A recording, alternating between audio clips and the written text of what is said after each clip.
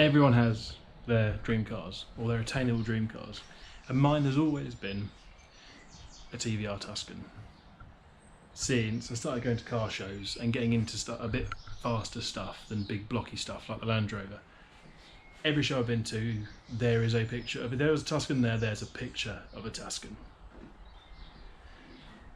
And there's one behind the camera now as well.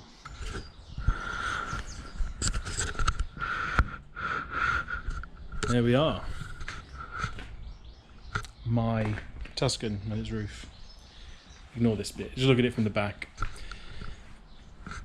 History of the car? Well, written off in 2003. I bet you can't guess where, as they all are. They have nose mashed off. And then it's just moved itself around the country, and seemingly it's never gone back on the road. I'll try and flash up some chassis pics of it. But bought from a lovely guy, Carl. It's had everything underneath redone. If I just show you what I think is the gearbox cross member, possibly, then yeah, that's the condition of the rest of it. A lot of it's in the boot. Ignore that. Just look at the shape. What a thing. It's missing a few bits. You can see the chassis there. Beautifully done. The fiberglass repair has been really nicely done. It's all carried through inside. Missing the grille, sadly. All the interiors there, just lovely colour. And I've got to show you my favourite bit. You just can't beat it. I think this is why it's a Mark I Tuscan or none of them for me.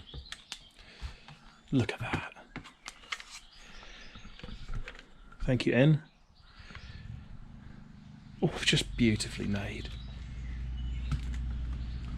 I know beautifully made in TVRs, it might not be a byword, but it's a hand-built car. I love everything about them. I love the story of the company, the stories behind Peter Wheeler, even the fact in the manual you get a little note from him.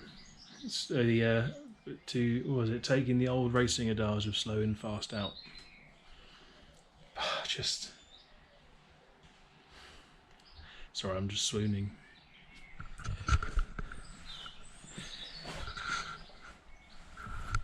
Oh, look at that. Even the Nardi wheel, or personal wheel even. Oh. Some of the controls. I mean, we'll get into all this sort of stuff when you start putting things back together. But look at that. I mean, does any of it work? Who cares? At least you can look at it when it breaks. Fuel tank. Oh, just look at the shape. Look, I'm going to regret shutting that, aren't I? Look at the shape of it. The mad indicator pods up there. Oh, it's just a proper bit of kit, isn't it? So, reality though. What do we need to do? So the interior needs reassembling. It's got some brake lines. It might need some more brake lines. It needs the calipers fitting. It's got the calipers, so just need those testing, cleaning up. It needs elephant in the room prop, engine, gearbox, water tank, oil tank. It says dry sump. Yeah, dry sump. It needs cooling pack, which is radiator and fans. Pedal box is there. I don't know whether the hydraulics are in it, but either way, you'll need it. Looms are all there and fitted. The engine looms in the back. Looks a good nick apart from one or two connectors. And there'll be all sorts of things along the way, won't there? Got good discs on it. Might Lanagard or something like that. The chassis, clear wax it and then wax inside it. I love the wheels. Dark spiders look brilliant. Paint, what are we going to do about paint? I mean, most of it, it's really annoying, isn't it? Because most of it from there back is doable. I mean, I'm not vastly bothered about something being pristine, but a car like this has to look good. I might have a crack at wrapping. I don't think the shapes are that bad for wrapping.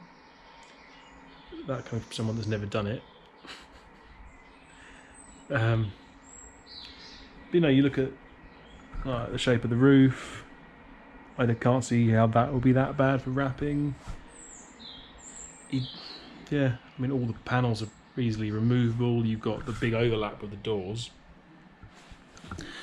which, yeah, I mean, we have to take doors off, obviously, but, you know, there's a big gap around a lot of the trims. I don't really think it would be that bad. Quite big panels. But yeah, I mean, there's a possibility. We don't want to think about that. I don't really want to spend the money to get the whole thing painted. I think we're probably looking at 5 to 6k on the drivetrain. Maybe looking at that again for paint, at least. So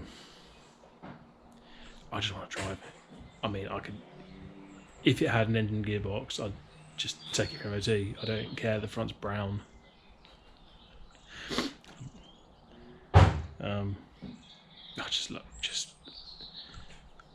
I'm sure if you bought your dream car, then you know how I feel at the moment. So there we are. Obviously, we're going to start working on it straight away. So, and hopefully, in the meantime, maybe someone will go, "Well, I've got an engine here. Do you want it?" Maybe someone around the corner will just say, "Oh, I've got this engine. Don't really want it, do you?" We can dream. Yeah. So that's an introduction. I don't think I'll do this as a separate video. I'll probably do it with a little bit of work, going through the part.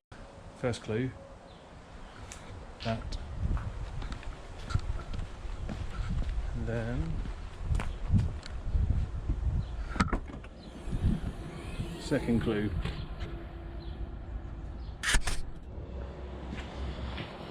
I'm really yet to work out how a time lapse works on there, because for the Land Rover videos I saying I'll go to time lapse, and then you may have all noticed there were no time lapses.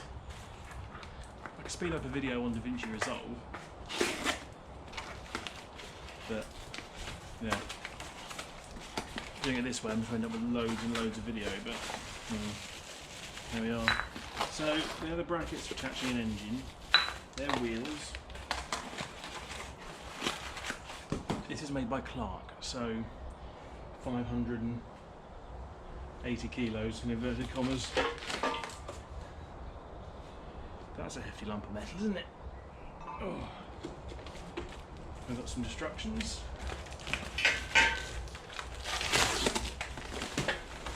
We've got more wheels, more wheels, more wheels.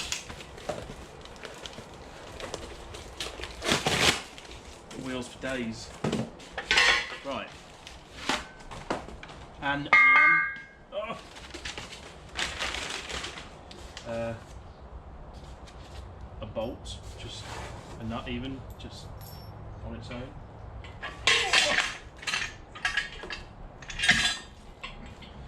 So that's going to be going to fall over. So that's the main body of it. Some cap and things. Then I'm guessing that falls on the floor. This is as much project as, I mean, if it all goes really well, this will take more effort than putting the engine together, right? So that's that. This is a, yeah. Where's that back? Oops. I think this is a foldy one.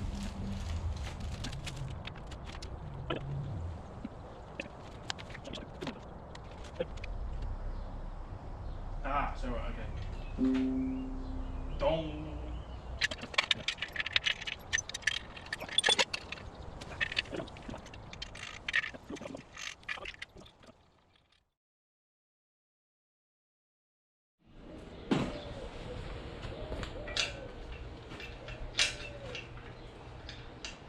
Well, hello.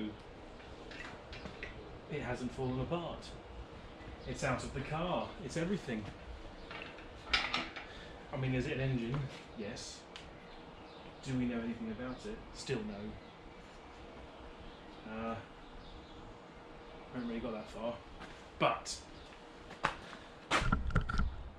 I thought I'd just bring you in for this. So we've plonked the Speed 6 on the Clark. I think this is the 560 kilo one. No, 680, the one we're building. Yeah. No, excuse the washers, they're 100mm bolts, so they get all the way to the end of the threads. And my thoughts were, well, they've got to be the strongest. They're closest to the casting. Well, I mean, that was my thought process anyway, and the other two have gone, well, where the other two can go, they don't fit anywhere else. Which is why I just tacked up that little brace there. So that means we can do all the head work, I haven't got to worry, it's really stable and safe, and we're not putting all of that weight on there because the exhaust manifolds and everything are still on. But we can now collapse the crane. I don't know, I might leave this on, give it all a bit of a clean down. I mean, it looks clean, doesn't it? All I can do is cross my fingers, really. I did notice something when we were buying it, and I'll admit it. This.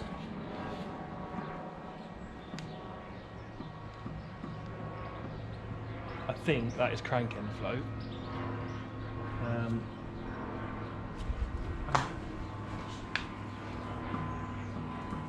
Yeah. We may have excessive crank end float, which I looked up online. It doesn't appear to be an issue with these engines, but then again, not many people seem to rebuild them apart from Powers. So, I mean, that's just going to be a case of Powers don't write it up, then, well, no one's going to know, are they? So, that might be the issue why this was taken out. I do have a small hope in that it came with a knackered clutch.